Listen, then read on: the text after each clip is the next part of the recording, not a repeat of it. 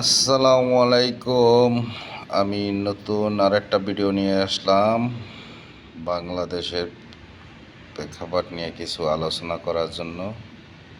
Bangladesh India বর্তমানে যে পরিস্থিতি খুবই ভয়াবহ। আপনারা সবাই বাংলাদেশের পাশে যেয়ে দাঁড়ান, বিজিবির পাশে। কারণ আপনারা যদি না দাঁড়ান তাই বিজিবি একলা কিছু করা সম্ভব না। ইন্ডিয়ার লোক চাপাই নবাবগঞ্জের ওদিক দিয়ে প্রতিনিয়ত হামলা করতেছে।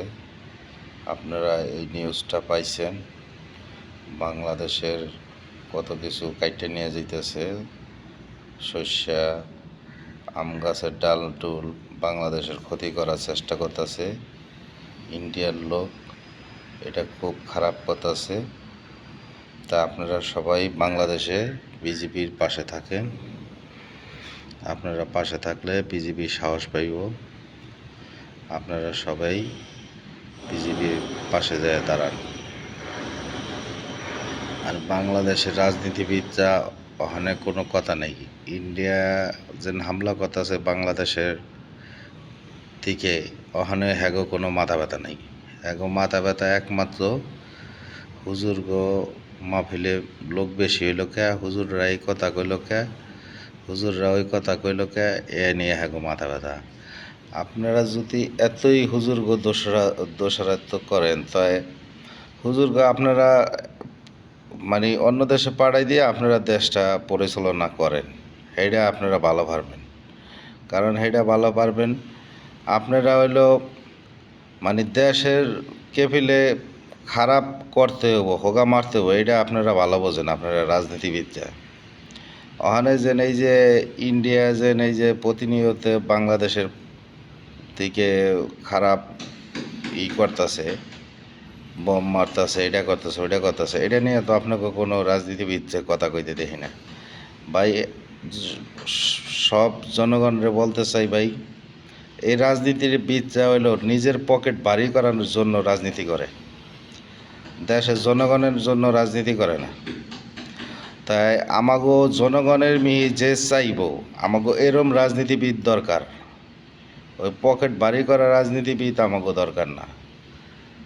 সমস্ত জনগণরে আপনাকে বলতে চাই ভাই, স্কুল কলেজের যত ভাই বেড়াদার আছেন, ছাত্রদল, ছাত্রলীগ যা আছেন, আগে যে দল করছেন ওইটা দেখার বিষয় না। আপনারা আগে কি করছেন, কোন দল করছেন ওইটা শোনারও বিষয় না। আপনারা এবারকা হুজুরকে একবার ক্ষমতায় আনেন, জামাতে ইসলাম, হেফাজত, চরমানাই, তেন হুজুরকে তেন গ্রুপে ক্ষমতায় আনেন, দেখেন হেরা দেশটা কি চালায়।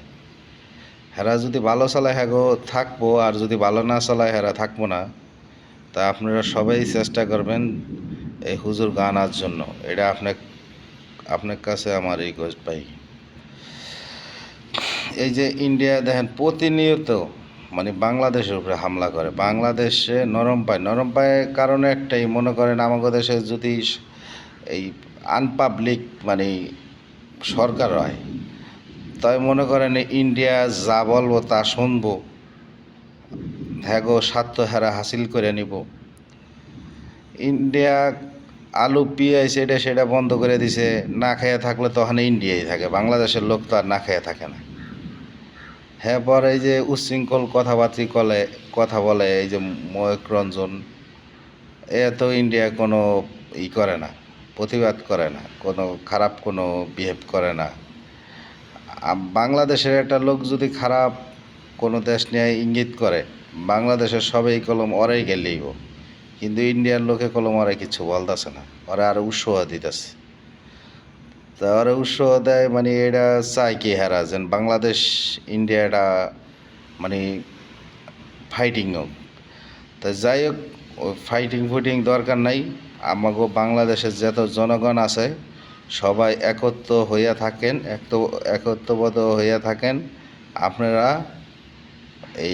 এটা ইন্ডিয়া যদি হামলা করতে হয়, এটা লুকে দাঁড়ানোর ব্যবস্থা করেন। আসসালামু আলাইকুম ওয়া রাহমাতুল্লাহি ওয়া বারাকাতুহু। আমার ভিডিওটা যদি ভালো লাগে লাইক কমেন্ট সাবস্ক্রাইব করেন। আর আমার যদি ভুল হয় কথায় বার্তায় আপনারা মাফ করে দিন আর কমেন্টে জানেন। আসসালামু আলাইকুম।